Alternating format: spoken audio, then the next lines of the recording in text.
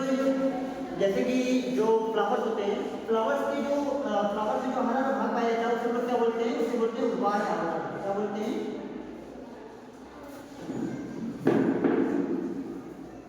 वाय आवरण। ठीक है। उसके बाद में जो फ्लावर्स के जो रंगहीन भाग होते हैं, रंगहीन भाग को हम लोग क्या बोलेंगे? क्या बोलेंगे? ये तो हमारा क्या हो गया? वाय आवरण। और इसे क्या बोलेंगे? वाय आवरण नहीं, इसे क्या बोलते हैं? वाय दलपुंज। सॉरी, क्या बोलेंगे? वाय दलपुंज। और इसको क्या बोलेंगे? दल पुंज। देखिए, अगर वाय दल पुंज का मतलब क्या होता है? दल का मतलब होता है जो हमारे कलरफुल यानी कि जो रंगीन भाग होते हैं, और दल किसी एक पत्ती के लिए बोला जाता है, और जब पुंज होते हैं, पुंज का मतलब होता है संयुक्त रूप से, उसी को हम लोग क्या बोलते हैं? दल पुंज। उसके बाद में पुष्प का यह मेल भाग है, जिसे हम लोग क्या बोलते हैं? उमंग। और यह पुष्प का फीमेल भाग है, जिसे हम लोग क्या बोलते हैं? जाया। इसे क्या बोलेंगे? वर्तिका,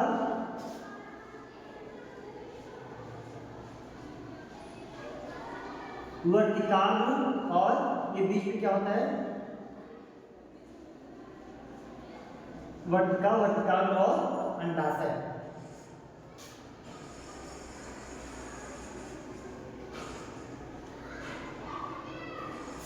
और इसे क्या बोलते हैं? वर्तिकाग्र, वर्तिकाग्र, ये वर्तिकाग्र।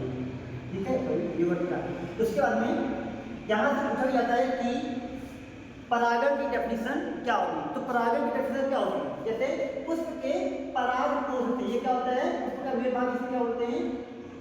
परागकोश।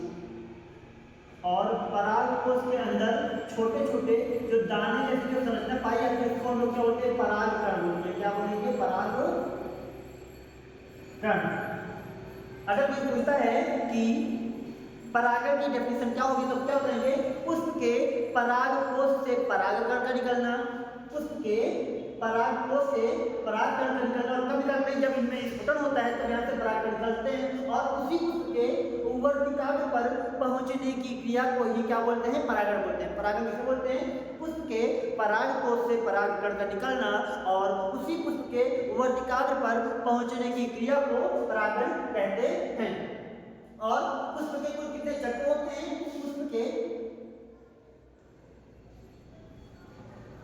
पुष्प के कितने चक्र होते हैं? तो पुष्प के कुल कितने चक्र होते हैं? 4 चक्र होते हैं। पहला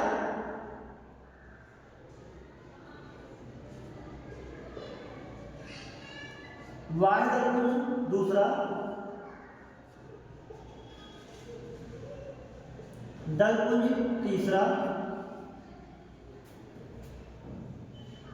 वाय दलपुंज और दलपुंज, तीसरा पुमंग और जाया। पुमंग, चौथा जाया। पुमंग और जाया में क्या होते हैं? आवश्यक चक्र होते हैं, बिना इनके लैंगिक जनन नहीं हो सकता है। और जो हमारे वाय दलपुंज और दलपुंज होते हैं, क्या होते हैं? सहायक चक्र होते हैं, सहायक चक्र। ओके।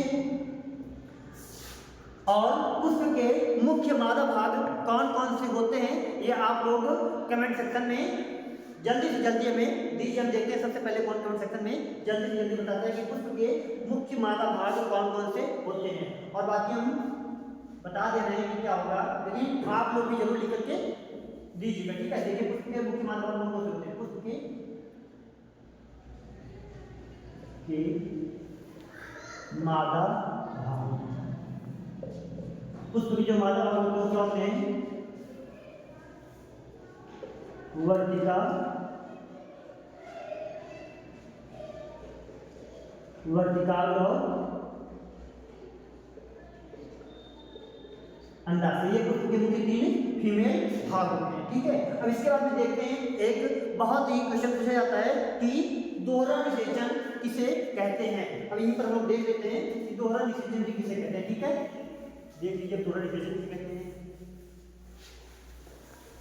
चलो दोहरा निषेचन से कहते हैं। ठीक है, चलिए आज देखते हैं कि दोहरा निषेचन जो होता है किस प्रकार से होता है, किसे कहते हैं। सबसे पहले देखिए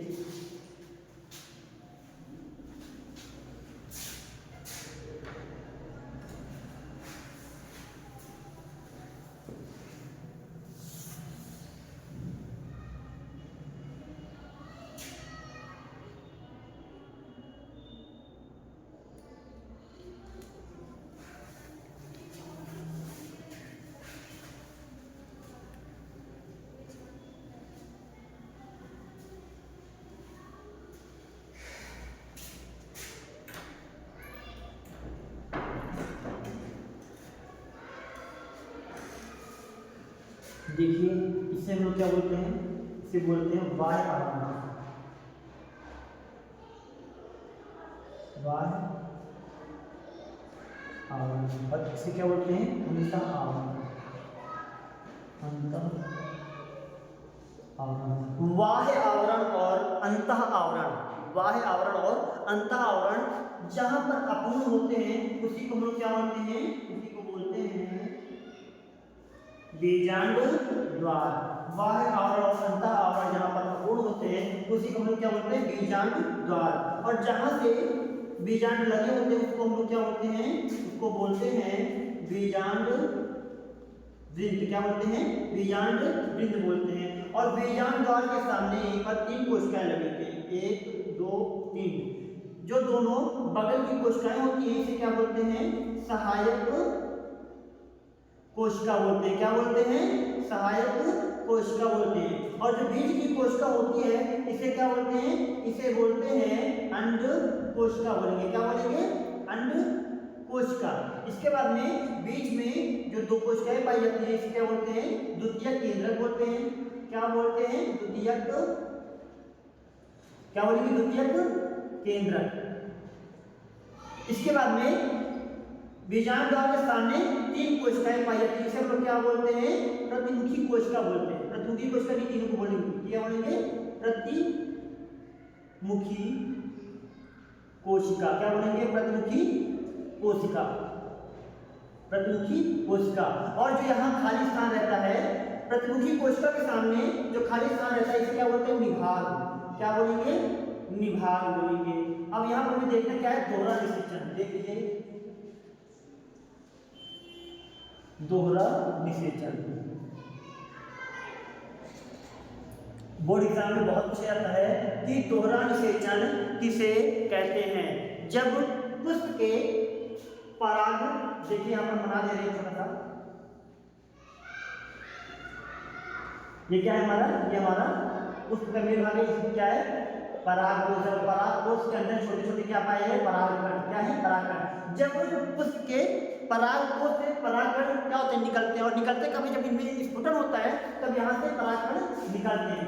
पुष्प के पराग कोश से परागकण का निकलना और उसी पुष्प के कहाँ पर पहुँचते हैं, वर्तिकाग्र पर पहुँचते हैं। और जब वर्तिकाग्र पर पहुँचते हैं तो वो क्या करते हैं, एक रासायन स्रावित करते हैं। और रासायन स्रावित करते हैं तो वो क्या करते हैं, वो रासायन जब स्रावित करता है तो वहीं से क्या होता है, एक नली निकलती है जिसे हम लोग क्या बोलते हैं, पराग नली। क्या बोलते हैं, पराग नली।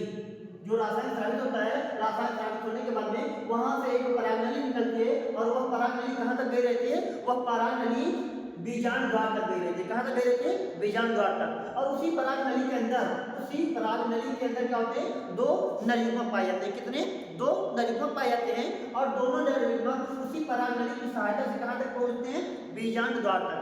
कहां तक पहुंचते हैं, बीजांड द्वार तक। और जब बीजांड द्वार तक पहुंचते हैं, ये देखिए,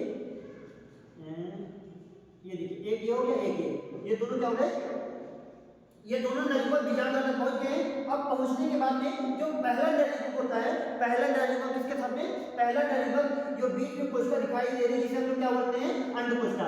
पहला नलिका अंड कोशिका के साथ में क्या करता है, फ्यूज करता है। और जब अंड कोशिका के साथ में फ्यूज करता है तो क्या बनाता है, अंड कोशिका के साथ में फ्यूज करने के बाद में बनाता है प्राथमिक, यानी कि इसी को क्या बोलते हैं, PEN, प्राइमरी एंडोस्पर्म न्यूक्लियस, प्राथमिक भ्रूणपोष कोशिका बोलते हैं। क्या बोलते हैं, इसे बोला जाता है प्राथमिक भ्रूण कोश कोशिका बोलते हैं, क्या बोलते हैं? प्राथमिक भ्रूण कोश कोशिका, प्राइमरी एंडोस्पर्म न्यूक्लियस हो जाता है। उसके बाद में दूसरा नरीमक द्वितीय केंद्र के साथ फ्यूज होकर के क्या बनाता है? दूसरा नरीमक द्वितीय केंद्र के साथ फ्यूज होकर के बनाता है ट्रिक सनलैंड। क्या बनाता है? ट्रिक सनलैंड। क्या बनाता है? ट्रिक सनलैंड। यहाँ पर पहले से ही 2n होते हैं और प्लस क्या होता है? एक n और आ जाता है और कितने n हो जाता है? 3n हो जाता है। इसीलिए हम लोग इसी को क्या बोलते हैं? ट्रिक सनलैंड होते हैं। यहाँ पर एक ही समय में दो बार फ्यूजन हो रहा है, पहला अन्य कोशिका के साथ में और दूसरा द्वितीय केंद्र के साथ में एक ही समय में एक साथ फ्यूजन हो रही है, इसलिए इसको क्या बोलते हैं? दोहरा निषेचन बोलते हैं। जैसे कि हमने क्या किया है, जैसे इसके भागों में लिखा हुआ है ना, केवल इतना समझने के बाद में इसकी जो थ्योरी होती है उसको हम लोग अपने आप से लिखेंगे। और आप लोगों से कुछ क्वेश्चन है इसमें से जो आप लोग कमेंट सेक्शन में जरूर दीजिएगा। जैसे कि पुष्प के लैंगिक भाग कौन कौन से होते हैं? पहला क्वेश्चन, पुष्प के लैंगिक भाग कौन कौन से होते हैं? दूसरा क्वेश्चन है, पुष्प के मुख्य मादा भाग कौन कौन से होते हैं? पुष्प के कुल कितने चक्र होते हैं?